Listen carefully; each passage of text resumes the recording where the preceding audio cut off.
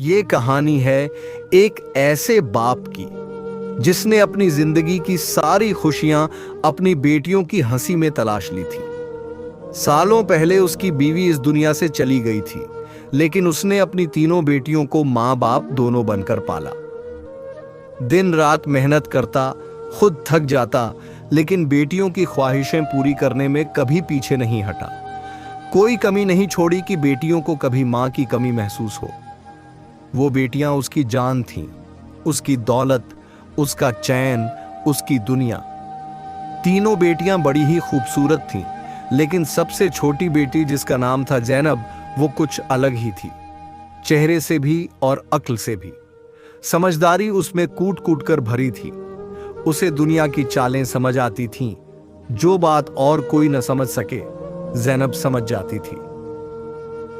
अब तीनों बेटियां बड़ी हो गई थीं, अपने अब्बा का हाथ बंटाने लगीं, खुद खाना बनाती, घर संभालती, और जब अब्बा काम पर निकलते तो सारा खाना प्यार से बांधकर उनके साथ भेज देती। उसी गांव में एक बेवा औरत रहती थी। उसकी भी एक बेटी थी, लेकिन उस औरत की आदतें बड़ी अजीब थीं। रोज किसी न किसी घर जाकर कुछ ना कुछ मांगती, कभी आग, कभी नमक, कभी पानी। और जब भी इस बाप की बेटियां खाना बना रही होती, ठीक उसी वक्त वो औरत आग मांगने उनके घर चली आती।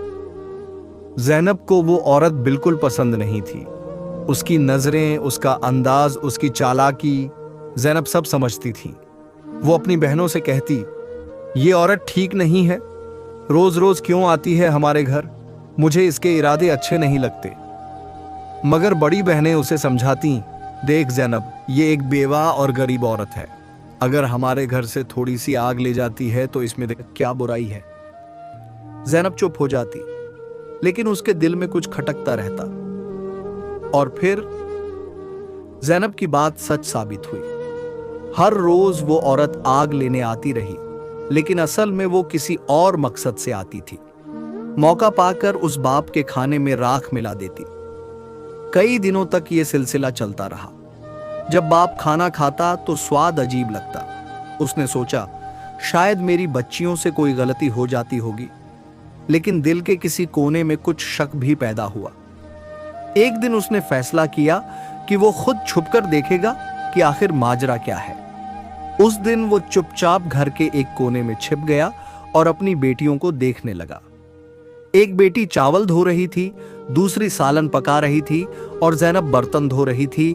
सब कुछ बिल्कुल साफ सुथरा था। खाना पक गया, खुशबू भी बहुत अच्छी थी, और तभी वही औरत आई, हमेशा की तरह आग मांगने। ज़ैनब उसे रोकने की कोशिश कर रही थी, मगर बड़ी बहनें बोली, रहने दो ज़ैनब, आग ही तो चाहिए। और तभी उस औरत ने नजरें बचाकर खाने में राख मिला दी।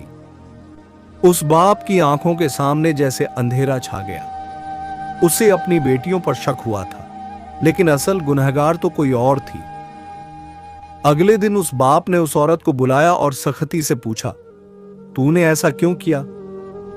वो औरत चालाक निकली, हंसते हुए बोली, मैं तो सिर्फ ये देखना चाहती थी कि तुम अपनी बेटियों से कितना प्यार करते हो, लेकिन तुम तो बहुत अच्छे बाप निकले, माफ कर दो, आगे ऐसा नहीं होगा। उसका अंदाज, उसकी बातें, और फिर उसकी खूबसूरती। उस बाप का दिल पिघल गया। वो धोखा खा गया। और सबसे बड़ी भूल उसने तब की जब अपनी बेटियों की राय के बगैर उसी औरत से शादी कर ली। अब वो औरत इस घर की मालकिन बन गई। कुछ ही दिनों में उसने अपना असली चेहरा दिखाना शुरू कर दिया। बेटियों से उसे नफरत थी। वो चाहती थी कि तीनों बेटियां घर से निकल जाएं, ताकि सारी दौलत, सारा प्यार और पूरा घर सिर्फ उसके और उसकी बेटी के हिस्से में आ जाए। उसने साजिशें रचनी शुरू कर दी।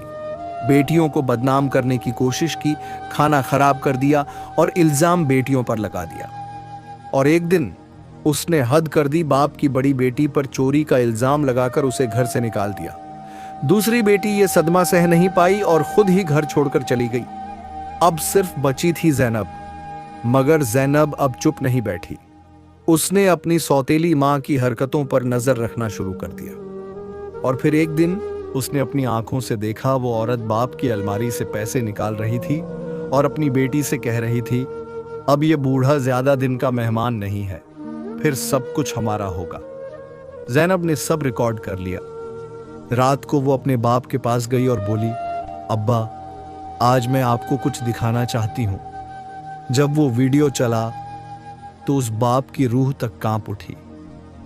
उसे अपनी गलती का एहसास हुआ, अपनी बेटियों पर शक करने का पछतावा हुआ और उसने उसी वक्त उस औरत और उसकी बेटी को घर से निकाल दिया। उसके बाद वो अपनी दोनों बेटियों को ढूंढने निकला, माफी मांगी और तीनों बेटियों को फिर से अपने सीने से लगा लिया। आज भी उस गांव में लोग कहते हैं, जिस घर में बेटियों को समझदारी, सब्र और हिम्मत मिल जाए, उस घर को कोई ताकत तोड़ नहीं सकती। ज़ैनब सिर्फ एक नाम नहीं था, वो एक मिसाल थी।